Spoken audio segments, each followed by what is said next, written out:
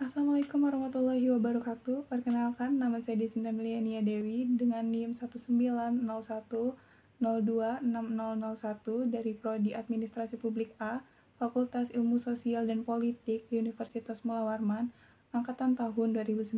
Di sini saya akan menjelaskan mengenai teori organisasi dengan topik pembahasan perilaku organisasi. Mengenai jiwa manusia yang terbagi menjadi 3 hal atau fungsi. Yang pertama ada filosofik, memiliki andil dalam hal atau fungsi rasional. Yang kedua ada spirit, memiliki andil dalam hal atau fungsi keberanian, dan apetit, memiliki andil dalam fungsi keinginan. Kemudian pada abad ke-20, penataan organisasi mencapai titik momentumnya. Ada 3 orang yang memiliki andil dalam konsep ilmu ini, antara lain ada Max Weber di Jerman, Henry Fayol di Prancis, dan Frederick Winslow Taylor di Amerika. Kemudian, pada hakikatnya, perilaku organisasi didasarkan pada ilmu perilaku itu sendiri yang dikembangkan dengan pusat perhatiannya pada aspek tingkah laku manusia pada suatu organisasi.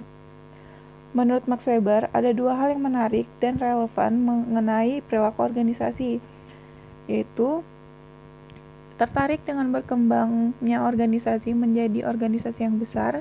Yang kedua, terkesan dengan kelemahan manusia dengan pertimbangan-pertimbangan yang terkadang tidak realistis dan manusia memiliki rasa emosi.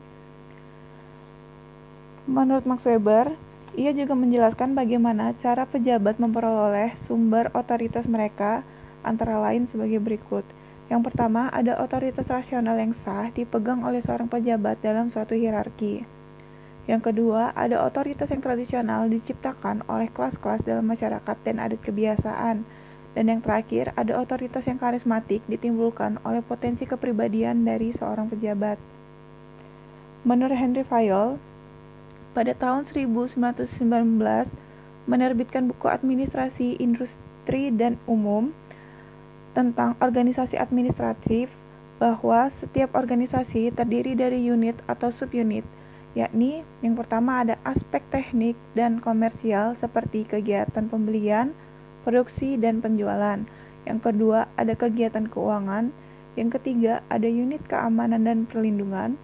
Yang keempat fungsi perhitungan. Dan yang terakhir fungsi administrasi, perencanaan, pengorganisasian, pengarahan, koordinasi, dan pengendalian.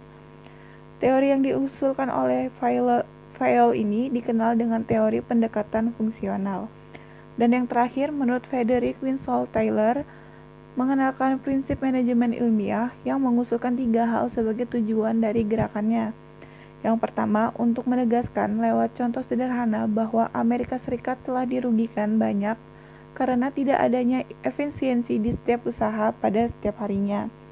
Dan yang kedua, meyakinkan kepada masyarakat Amerika Serikat bahwa pengobatannya terletak pada manajemen yang sistematis, bukan pada mencari orang yang istimewa. Dan yang terakhir, membuktikan bahwa manajemen yang baik adalah suatu ilmu yang tepat berdasarkan pada hukum, aturan, dan prinsip yang jelas.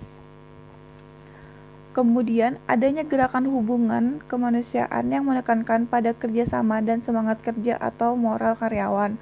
Menurut Raymond Miles, bahwa pendekatan hubungan kemanusiaan secara sederhana menempatkan karyawan sebagai manusia, tidak sebagai mesin yang digunakan dalam berproduksi, tetapi memahami kebutuhan manusia yang ingin dianggap ada dan merasa diperhatikan, dengan cara didengarkan dan diperhatikan keluhan-keluhannya, dan jika memungkinkan dapat melibatkan mereka dalam pengambilan keputusan baik secara mengenai kondisi maupun masalah lainnya. Lalu ada 3 hal peristiwa yang melatar belakangi ilmu perilaku organisasi, yaitu ada masa depresi yang mengakibatkan kegoncangan hebat di bidang keuangan dan perekonomian. Pada umumnya, produksi merosot, pasaran yang lesu mewarnai perekonomian saat itu.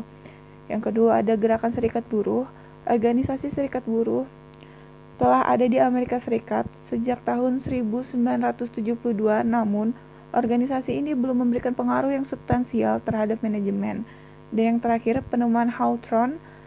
Elton Mayo meneliti terjadinya perpindahan pegawai yang tinggi di bagian pemitalan dari perusahaan tekstil di Philadelphia pada tahun 1923 dan 1924. Setelah menginterview para pegawai, maka dilakukan masa istirahat bagi pegawai yang bekerja di perusahaan tekstil tersebut.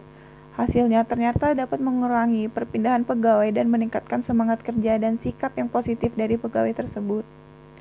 Lalu ada kerangka dasar perilaku organisasi yang didukung oleh dua komponen, yaitu yang pertama ada individu-individu yang berlaku, dan yang kedua ada organisasi formal sebagai wadah dari perilaku itu.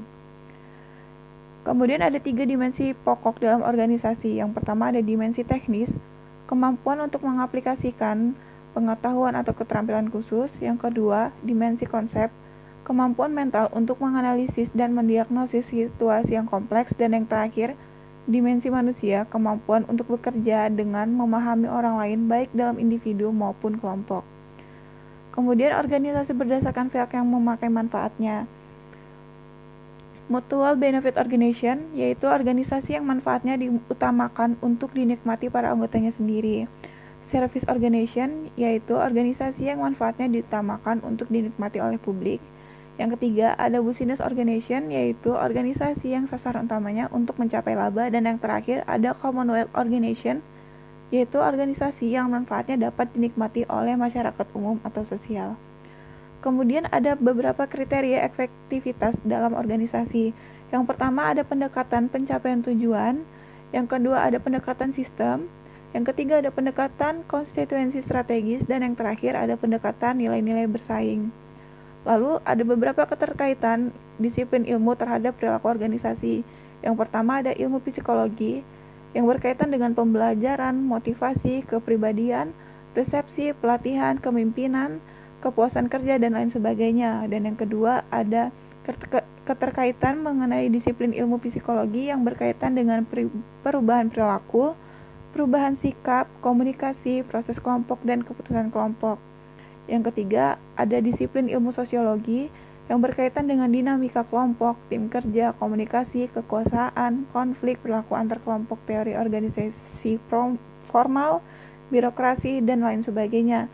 Dan yang keempat ada keterkaitan ilmu mengenai antropologi yang berkaitan dengan nilai dan sikap kooperatif, analisis lintas budaya, budaya organisasi, dan lingkungan organisasi. Dan yang terakhir, ada disiplin ilmu mengenai ilmu politik